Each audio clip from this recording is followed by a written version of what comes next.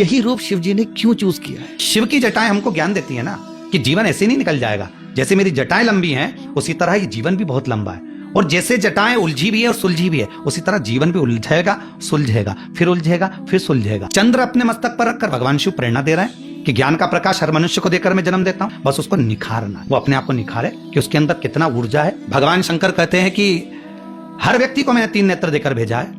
एक नेत्र यह है जिससे व्यक्ति अपनी अच्छाई देखता है, एक नेत्र यह है जिससे व्यक्ति अपने परिवार की अच्छाई देखता है। हर व्यक्ति के पास एक तीसरा नेत्र है जिससे वो प्रत्येक व्यक्ति की बुराई ढूंढता है, और बुराई देखने के बाद अपनी अच्छाई को हम जलाकर भस्म कर देते हैं। तो हमें बुरा क्यों देखना? भस्म धारण करी। भस्म धारण करने का मूल तत्व यह है कि ये भस्म मैंने शून्यता के भाव में धारण करी है, इसके आगे कुछ भी नहीं।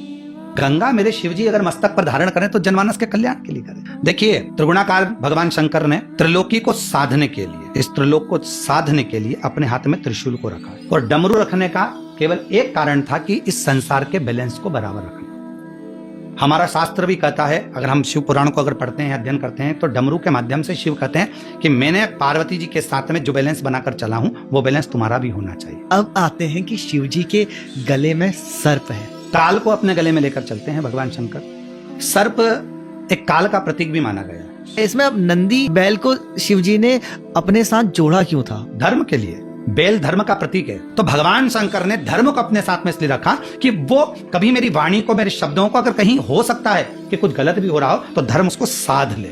इसलिए मेरे शिव ने धर्म का नंदी अपने साथ लेकर चले साधने के लिए। बिल्कुल।